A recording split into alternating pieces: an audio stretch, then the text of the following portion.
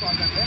और हमारे साथ में हैं पंकज पांडे जी, जो लगातार छात्रों से संबंधित जो मुद्दे हैं वो बताते रहते हैं और बहुत सारे मुद्दों में हमने देखा भी है। अभी चाहे वो आरओ, एआरओ और जूनियर असिस्टेंट जो एग्जाम टकरा रहा था उसकी बात हो, एक ही दिन दो परीक्षाएँ जिसको लेकर के एग्जामिनेशन को जीत मिली थी। और यहाँ ऐसे बहुत सारे मुद्दे जिनमें एलटी की परीक्षा हुई, वनडे वन शिफ्ट में आपने देखा होगा, आरओ पेपर लीक वाले मुद्दे में देखा होगा आपने। और यहाँ पर जो आज का मुद्दा है वो मुद्दा है आरओ एआरओ मेंस में बहुत सारे विद्यार्थियों को बाहर कर दिया गया था। मेंस के एग्जाम से पहले उनके एडमिट कार्ड भी जारी हुए हैं। एक ये मुद्दा है और दूसरा है एग्ज़ाम कैलेंडर को लेकर के सभी भर्ती बोर्ड्स ने एग्ज़ाम कैलेंडर जारी कर दिया। एसएससी ने, रेलवे ने, बैंक ने, आईबीपीएस वगैरह ने भी जारी कर दिया, लेकिन अभी तक उत्तर प्रदेश लोक सेवा आयोग ने एग्जाम कैलेंडर जारी नहीं किया। तो पंकज जी, आज क्या हुआ, क्या ज्ञापन दिया आपने? ज्ञापन एक्चुअल में लिखित रूप से आज नहीं थी, पूर्व में विज्ञापन हमारे दिए गए हैं क्योंकि कोई आधिकारिक रूप से उपलब्ध नहीं था। तो जो कोई आधिकारिक रूप से उपलब्ध नहीं था तो मूल रूप से हमने उनसे पूछा कि सर ये कब तक कैलेंडर आपका आ रहा है। तो जो उन्होंने बताया, उनका कहना है कि संघ लोक सेवा आयोग की जो परीक्षाएँ हैं उन परीक्षाओं से टकराए, कोई डेट न टकराए। अच्छा, तो हाँ, सबसे अच्छी बात है कि हमारे पूर्व के दिए गए ज्ञापन आरओ एआरओ और यूपीडब्ल्यूएससी के टकराव को लेकर के उन्होंने विचार किया कि ये संवाद स्थापित करके कोई और एग्जाम न टकराने पाए साल के अंत में। और जो भी कैलेंडर अभी आ चुके हैं उन कैलेंडरों से उनका मैचिंग चल रहा है और लगभग चीज़ें रेडी हैं। लेकिन हो सकता है कि कल परसों 2 दिन डिले करके 27 से 31 के बीच में कैलेंडर आपका आ जाए, ऐसी संभावना मतलब ये इनके कहने का मतलब ये जो अधिकारियों ने भी बताया है इनको कि कम से कम 2-3 दिन एग्जाम कैलेंडर के लिए वेट करना होगा। इसके लिए 2-3 चीज़ें हैं। एक तो एलटी का एग्जाम है, आज भी है और कल भी है, आयोग की व्यस्तता भी है। और उसके बाद में और जो कैलेंडर आए हैं, खास करके संघ लोक सेवा आयोग को ये फॉलो कर रहे हैं, जो जैसा इनकी बातचीत से लगा, तो संघ लोक सेवा आयोग की जो भी परीक्षा कैलेंडर आए उनके यहाँ की परीक्षा न टकराए, इसको लेकर स्पष्ट इन्होंने एक समझदारी डेवलप की है कि ऐसा पूर्व में होता रहा है कि यहाँ की परीक्षा चुनाव की वजह से कहीं न कहीं बच्चों का बहुत नुकसान होता है। जो वेल स्किल्ड बच्चे होते हैं, जो अच्छे योग्य बच्चे होते हैं, वो बाहर हो जाते हैं, जिससे बहुत बच्चों को नुकसान होता है। तो एक बात स्पष्ट हुई कि 2-3 दिनों में मान चलिए कि 27 से 28 के बीच में क्या मैच में करते हैं कि पहले आपका ये कैलेंडर जारी कर देंगे, ऐसा इनकी स्पष्टता है। अच्छा, आपने पूछा था वो एग्जाम को लेकर कि असिस्टेंट प्रोफेसर का एग्जाम कब तक हो सकता है? इन्होंने एक अंदाजा भी अप्रैल तक बात कही है, अप्रैल तक कही है, लेकिन ये सब कुछ निर्भर करता है कि कोई परीक्षा न टकराए।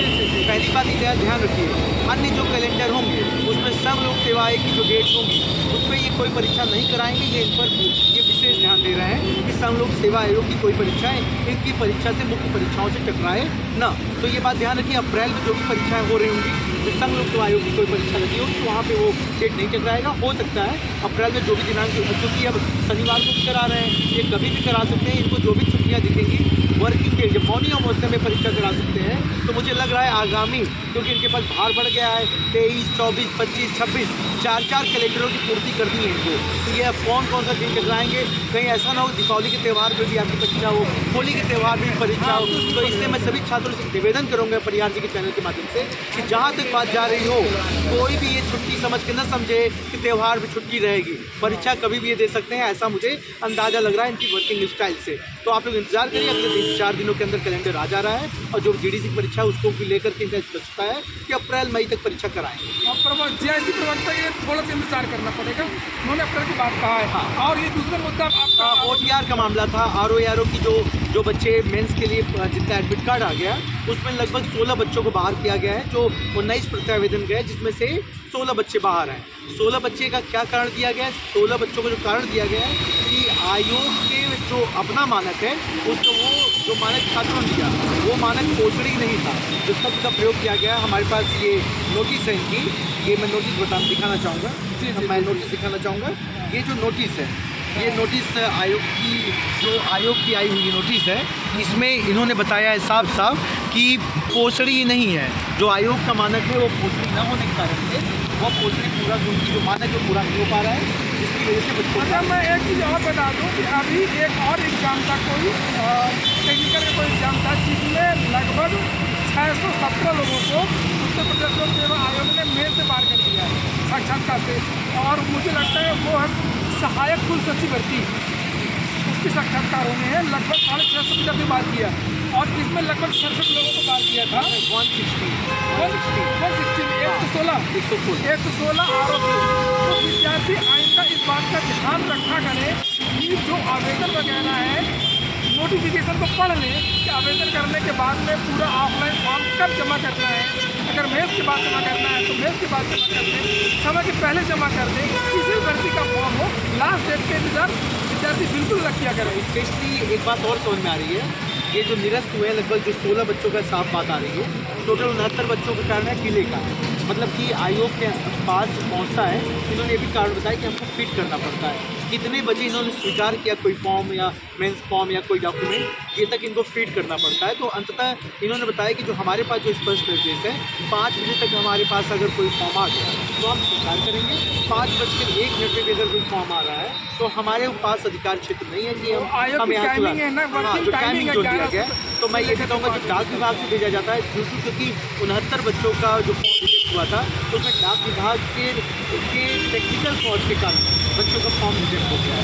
और वो कॉज में जो बच्चे 16 बच्चे बाहर हुए हैं उसमें बैठे रहिए आप, बाहर किए गए हैं। हम कुछ पूछना चाहते हैं आपसे। कहूँगा कि 69 बच्चे जो हैं, जिसमें 16 बच्चे खास करके वो बच्चे जो परेशान हो रहे हैं अब जा करके। परिहार सर जो है कि अभी आप आयोग के अंदर गए थे, जीआईसी प्रवक्ता की जो फॉर्म आया था वो परीक्षा कब होगी? बहुत बच्चों में कन्फ्यूजन है कि कब परीक्षा होगी जीआईसी प्रवक्ता की। जी जीआईसी प्रवक्ता के बारे में वार्ता हुई है पंकज जी से, मैं आप ही थे। जीआईसी प्रवक्ता का एग्जाम के लिए उन्होंने कहा कि अप्रैल के बाद मई में संभावना है। प्रवक्ता का एग्ज़ाम मई में, जीडीसी का एग्ज़ाम अप्रैल में, संभावना उन्होंने बताई है। अब अच्छी जो चीज़ें वो कैलेंडर में मालूम चलेंगी, अभी हम लोग पता करेंगे। लेकिन जो वार्ता हुई है, वार्ता में ये जानकारी सर एक क्वेश्चन और है सर, एक क्वेश्चन एक है, एलटी का मेंस कब तक होने संभावना है? मैं यही बता रहा हूँ, इसको लेकर एलटी के लिए कभी बात नहीं हुई है। लेकिन एक बात मैं बहुत स्पष्ट करना चाहूँगा, क्योंकि अप्रैल, मई, जून, जुलाई लगातार आपके उत्तर प्रदेश माध्यमिक शिक्षा सेवा चयन आयोग ने डेट दे दिया है। तो मैं इस आयोग से भी आपके चैनल के माध्यम से निवेदन करूंगा कि अगर आप तक आपकी बात पहुंच रही हो तो कहीं अभी कल की कैलेंडर नहीं आया है, अगर कोई भी दिनांक खास करके उत्तर प्रदेश शिक्षा सेवा चयन आयोग के किसी डेट से मैच कर रहा हो तो कृपया करके इस पर भी विशेष ध्यान रखें। और लोक सेवा आयोग के अध्यक्ष महोदय या जो भी इनके सक्षम अधिकारी हैं, कम से कम वहाँ भी संवाद स्थापित करें कि किसी बच्चे का नुकसान वहाँ पे ना हो। क्योंकि एक बहुत बड़ी बात है, एक तो 4 साल बाद वो परीक्षा होने जा रही है, कहीं ऐसा ना हो कि टीजीटी की डेट पर ही लोग अपना डेट दे दें और टीजीटी डेट पे अपना डेट दे दें या हायर डेट पे अपना कोई डेट दे दें, जिससे बच्चों को बाहर होना पड़े। आज के समय में रोजगार परक समस्या होने के कारण, रोजगार न होने के कारण से हर बच्चा लगभग मैक्सिमम वैकेंसी में वो अपीयर हो रहा है।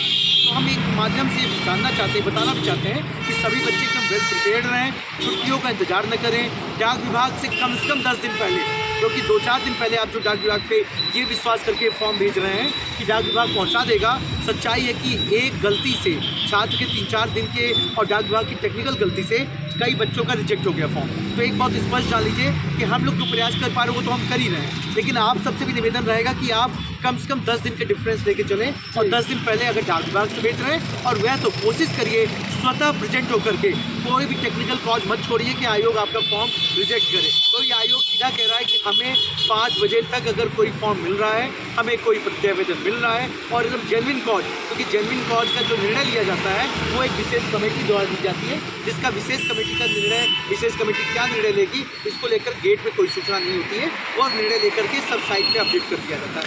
यह भी सूचना जो अपडेट की गई रिजेक्शन को लेकर के। सर एक परीक्षा कैलेंडर मतलब 3-4 दिन में आ जाएगा? हाँ, ये बात एकदम स्पष्ट इन्होंने कहा कि लगभग रेडी है, लेकिन संघ लोक सेवा आयोग का नाम लिया गया है, संघ लोक सेवा आयोग से ये मैच करा रहे हैं। लेकिन हम निवेदन कर रहे हैं कि संघ लोक सेवा आयोग, यूपीएससी, यूपीएससी, खास करके सभी आयोग जो विशेष तौर पे जो लोअर तक की वैकेंसी दे रहे हैं, लोअर की भी क्योंकि भर्ती आने की संभावना दिख रही है, तो हम आयोग से निवेदन करेंगे खास करके जो विशेष परीक्षाएं हैं जो बीसीएस तक के बच्चे, ग्रेजुएट लेवल के बच्चे देते हैं, उसमें ऐसा कोई दिनांक न दें कि 2 परीक्षाएं एक साथ टकराएं। और क्योंकि परीक्षाएं टकराएंगी छात्रों की समस्या होगी और छात्र इकट्ठा होगा और छात्र इकट्ठा होगा तो छात्रों का मनोबल टूटता है। हम आपसे आशा करेंगे कि ऐसा कोई कार्य न हो जिससे छात्रों को मजबूरन आकर के आपके आयोग के गेट पर खड़ा होना पड़े। हम लोग को कोई शौक नहीं है। अच्छा पंकज जी, जैसे बच्चे फोन करते रहते हैं, किसी का एडमिट कार्ड डाउनलोड नहीं होता है, आयोग में OTR को लेकर समस्या रहती है, करने में कुछ समस्या, आवेदन में कुछ त्रुटि हो गई, तो संशोधन के लिए आपने उसमें कुछ बताया था। हाँ क्या करना देखिए, होता है, एक बार क्या फिर से process बता दे क्या रहा है? हूँ कि अगर कोई छोटी मोटी बात फंस जाए या कोई गलती हो, कई बार जब मैं उस दिन आया तो 2-3 विद्यार्थी ऐसे मिले जो 13 तारीख से अपना यहाँ पे एक प्रत्यावेदन दिए थे, लेकिन उनका काम नहीं हुआ था। लेकिन उस दिन जाने के बाद जब मैं पहुँचा हूँ तो उन बच्चों से बातचीत किया हूँ और मुझे लग रहा है आधे घंटे के अंदर उनका दोनों काम हो गया। ये भी अच्छी बात है कि अगर हमारे पहुँचने से अगर कुछ काम हो जा रहा है तो मैं उस काम को मैं कहूँगा कि आप लोग कोई दिक्कत हो आप बताइए। और दूसरा, लोग लीगल तरीका ये होता है कि आप कोई भी कार्य बनाए, एक प्रॉपर फॉर्म बनाइए, ID अपना रेडी रखिए, फॉर्म के साथ साथ हर कारण को स्पष्ट करिए, उस कारण के साथ यहाँ पे आके प्रत्यावेदन जमा करिए। OTR का हो या OTR के अलावा कोई मामला फंस रहा हो आपका, यहाँ प्रत्यावेदन जरूर दें। 16 या 18 नंबर काउंटर है आपके फर्स्ट इंक्वायरी में। किसी प्रकार का कोई भी कॉज फंस रहा हो तो परिहार सर के चैनल पे जो क्वेश्चन है अपना प्रॉब्लम उस पर कमेंट बॉक्स में डालिए, हमको पता चलता है, हम उसको जरूर उसको मेंशन करेंगे। अगर आपको लगता है जेन्युइन समस्या आपकी है और आयोग नहीं सुन रहा है तो हम सभी मिल करके आपकी समस्या को हल कराने के जो भी वाजिब तरीके होंगे, जो भी संवैधानिक तरीका होगा, उस पर हम लोग खड़े होकर उसको हल कराने का प्रयास करेंगे। और एक बात ध्यान रखिए कि हर चीज़ में फ़ोन करना भी उचित नहीं होगा।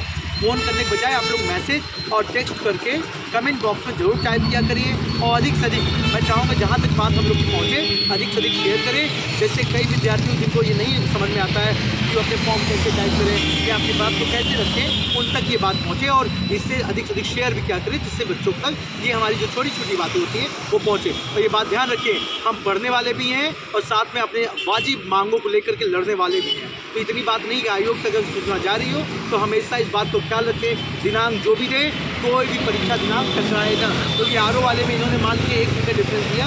आने वाली परीक्षाएं साफ सुथरे तरीके से कराएं, समयबद्ध तरीके से कराएं और समयबद्धता से रिजल्ट भी घोषित करते रहें। धन्यवाद, इतनी बात मैं कहना चाहूँगा। बाकी कोई बात आपको अगर बतानी होगी तो मैं आपको जरूर बताऊँगा। और ये परिवार को विशेष धन्यवाद। तो ये थे जो है कि संयुक्त प्रतियोगी छात्र हुंकार मंच के संयोजक पंकज पांडे जी थे, जो है कि आज जो है परिहार सर के साथ इनकी जो है कि एक मतवार्ता हुई यहाँ पे। आज लोक सेवा आयोग पे क्या हुआ क्या नहीं हुआ तमाम चीज़ें